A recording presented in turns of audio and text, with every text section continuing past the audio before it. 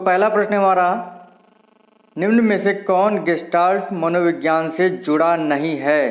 Kurt Lewin या कह सकते हैं कर्ट लेविन, पावलाव, कोहलर या ये सभी? तो देखिए, गेस्टाल्ट मनोविज्ञान से जुड़े हुए हैं आपके वर्दीमर, कोहलर, कोफा और कर्ट लेविन। कौन सा जुड़ा हुआ नहीं है आपका? Option B, Pavlov. B option आपका सही। ये जो है व्यवहारवादी हैं, थॉर्नडाइक, स्किनर, पावलाव, ये आपके व्यवहारवादी हैं। गेस्टाल्टवादी कहते हैं कि जो अधिगम होता है वो अचानक होता है। व्यवहारवादी कहते हैं जो अधिगम है वो धीरे धीरे होता है। ठीक है। कूर्ट लेविन ने क्षेत्र सिद्धांत दिया था, पावलाव ने अनुकूलित अनुक्रिया सिद्धांत या कह सकते हैं सीआर थ्योरी दी थी, और कोहलर ने दिया था क्या? अंतर्दृष्टि का सिद्धांत, या कह सकते हैं कोहलर जो थे अंतर्दृष्टि के सिद्धांत से जुड़े हुए थे। ठीक है। और कोहलर ने अंतर्दृष्टि के सिद्धांत को सिद्ध करने के लिए किस पर प्रयोग किया था? वनमानुस पर प्रयोग किया था, जिसका क्या नाम था? सुल्तान था नाम। अगला है, किसने कहा है कि कल्पना जितनी अधिक होगी सूझ की क्षमता का विकास भी उतना अधिक होगा? वर्दीमर, कोहलर, कर्ट लेविन या नन ने? देखिए, ये कहा था कोहलर ने। बी ऑप्शन आपका सही होगा। अभी मैंने आपको बताया था कि अंतर्दृष्टि के सिद्धांत से जुड़े हुए हैं कोहलर। ठीक है। तो इन्होंने कहा है कल्पना जितनी अधिक होगी सूझ की क्षमता का विकास भी उतना अधिक होगा। ठीक है। बी ऑप्शन आपका सही है। अगला प्रश्न है, नैदानिक परीक्षण का उद्देश्य है कमजोर छात्रों को चिन्हित करना, अकादमिक उपलब्धियों को जानना, अकादमिक कठिनाइयों के कारणों का पता लगाना, उपचारात्मक कार्यक्रम की विशेष प्रकृति जानना। देखिए, हमारा तीसरा प्रश्न है। मैंने कहा है आपसे कि 10 प्रश्न आपको देखने ही देखने हैं। अगर आपको 10 प्रश्न अच्छे लगते हैं तो बाद के 10 प्रश्न जरूर देखिएगा। तो तीसरा प्रश्न है, नैदानिक परीक्षण का उद्देश्य क्या है? इसका ऑप्शन आपका सी सही होगा। अकादमिक कठिनाइयों के कारणों का पता लगाना, यानी जो कठिनाइयाँ हैं वो किस वजह से हैं, कठिनाइयों के कारणों का पता लगाना नैदानिक परीक्षण का उद्देश्य होता है। अगला है, पुरस्कार और दंड पर आधारित नियम है तत्परता का नियम, प्रभाव का नियम, अभ्यास का नियम या कह सकते हैं या ये सभी? तो पुरस्कार और दंड पर आधारित नियम कौन सा है? ये आपका ऑप्शन बी होगा। प्रभाव का नियम जो है पुरस्कार व दंड का नियम भी कहलाता है, यानी जो भी चीज़ होती है जिस प्रकार से प्रभाव डालती है, ठीक है, व्यक्ति उसी प्रकार से काम करता है। जैसे किसी व्यक्ति को कोई कार्य करने के लिए पुरस्कार दिया जाता है तो वह उस काम को करेगा।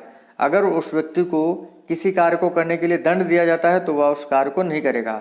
तो पुरस्कार और दंड पर आधारित जो नियम है वो है प्रभाव का नियम।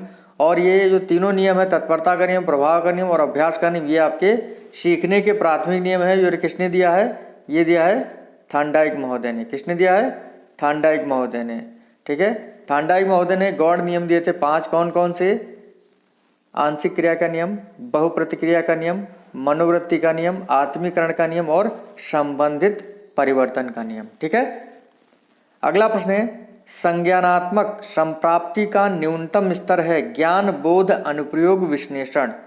संज्ञानात्मक संप्राप्ति का न्यूनतम स्तर है, ये आपका होता है ज्ञान। देखिए,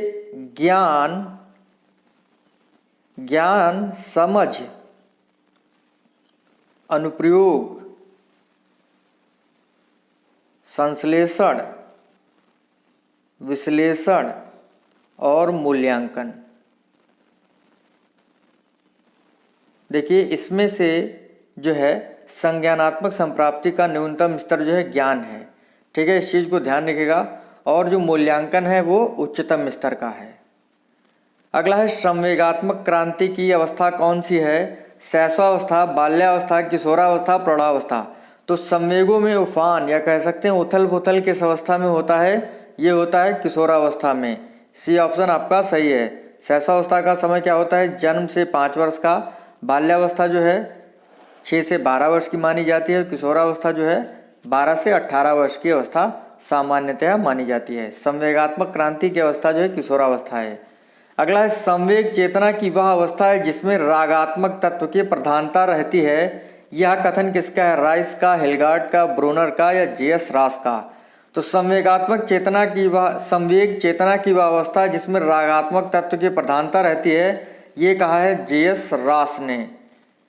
अगला है जन्मजात प्रेरक नहीं है, भूख, प्यास, नींद, आदत। देखिए भूख, प्यास और नींद जो है ये जन्म से हमको मिलती है, लेकिन जो आदतें हैं वो हमको जन्म से नहीं मिलती हैं, इसीलिए ये जन्मजात प्रेरक नहीं है, ये अर्जित प्रेरक है। आपका डी ऑप्शन प्रश्न के अनुसार सही है। अगला प्रश्न है स्मृत सीखी हुई वस्तु का सीधा उपयोग है, यह कथन किसका है? मैकडूगल का, वुडवर्थ का, रास का या ड्रेवर का? तो स्मृत सीखी हुई वस्तु का सीधा उपयोग है, ये कहा है वुडवर्थ महोदय ने। इन्होंने SOR थ्योरी दी है। SR थ्योरी किसने दिया हुआ है? थॉर्नडाइक ने। RS थ्योरी स्किनर ने, CR थ्योरी पावलोव ने। इन 4 थ्योरीज को आप लोग एकदम ध्यान रखिएगा, कोई भी कन्फ्यूजन दिमाग में मत रखिएगा, जो भी मैं बता रहा हूँ बहुत ही सही है। 10वां प्रश्न है, मैंने कहा है आपको 10 प्रश्न देखने ही देखने हैं। अगर आपको ये 10 प्रश्न अच्छे लगे हों तो पूरा वीडियो देखिएगा। प्रश्न है क्रियात्मक अनुसंधान का प्रमुख कार्य है नए तथ्यों की खोज, ज्ञान देना, स्थानीय समस्याओं का समाधान या इनमें से कोई नहीं? क्रियात्मक अनुसंधान का प्रमुख कार्य है स्थानीय समस्याओं का समाधान। ठीक है, अब बढ़ते हैं अगले 10 प्रश्नों की ओर। लिखा है वर्तमान समय में शिक्षक की भूमिका कैसी है? ज्ञान देने वाले की है, सुगमकर्ता की है, मित्र की है, प्रबंधक की है? तो वर्तमान समय में शिक्षक की भूमिका कैसी है? सुगमकर्ता की। प्रश्न है एनसीएफ 2005 के अनुसार कौन सा कथन सत्य नहीं है? विश्वविद्यालयों को राजनीति से मुक्त रखना, ज्ञान को बाह्य जीवन से जोड़ना, राष्ट्र के प्रजातांत्रिक मूल्यों का सम्मान करना, परीक्षाओं में लचीलापन।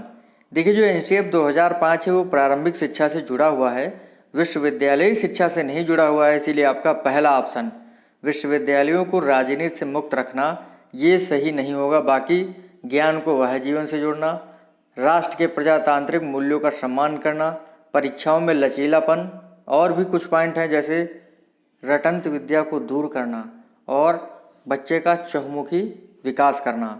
ये जो है आपके एनसीएफ 2005 के सिद्धांत है, लेकिन विश्वविद्यालयों को राजनीति से मुक्त रखना ये एनसीएफ 2005 से जुड़ा हुआ नहीं है। अगला है 19वीं शताब्दी में मनोविज्ञान को क्या कहा जाता था? चेतना का विज्ञान, मन का विज्ञान, व्यवहार का विज्ञान या आत्मा का विज्ञान? तो देखिए 19वीं सदी में जो है, देखिए 16वीं सदी में जो है मनोविज्ञान को क्या कहा जाता था? आत्मा का विज्ञान।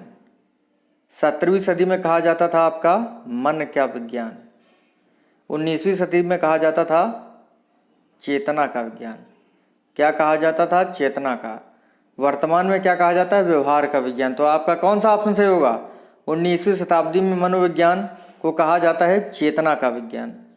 अगला है मध्य बचपन की अवस्था कहलाती है 2 से 6 वर्ष की अवस्था, 6 से 11 वर्ष की अवस्था, 10 से 18 वर्ष तक की अवस्था या जन्म से 2 वर्ष की अवस्था? मध्य बचपन की अवस्था जो है क्या कहलाती है? कौन सी होगी? कोल के अनुसार मध्य बचपन की जो अवस्था होती है 6 से 11 वर्ष की अवस्था कही जाती है। बी ऑप्शन आपका सही होगा। ठीक है, अगला है विद्रोह की भावना की प्रवृत्ति निम्न में से किस अवस्था में पाई जाती है? बाल्यावस्था, शैशवावस्था, पूर्व किशोरावस्था या मध्य किशोरावस्था में? तो विद्रोह की भावना जो है ये किस अवस्था में पाई जाती है? ये पाई जाती है पूर्व किशोरावस्था में। सी ऑप्शन आपका सही होगा। ठीक है, अगला प्रश्न है किशोर प्रौढ़ों को अपने मार्ग में बाधा मानते हैं, यह कथन किसका है? रॉस, कॉलसेनिक या अरस्तू का? किशोर प्रौढ़ों को अपने मार्ग में बाधा मानते हैं, ये किसने कहा है? कॉलसेनिक ने कहा है। इसको याद करने की मैंने ट्रिक बताई थी कि किशोर जो है प्रौढ़ों को अपने मार्ग में काल का सैनिक मानते हैं, यम का दूत मानते हैं। ठीक है, इस तरीके से आप इसको याद रखिएगा।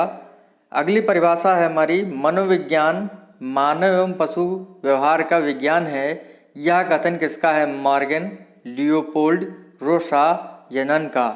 तो मनोविज्ञान मानव एवं पशु व्यवहार का विज्ञान है, ये कहा है मॉर्गन ने।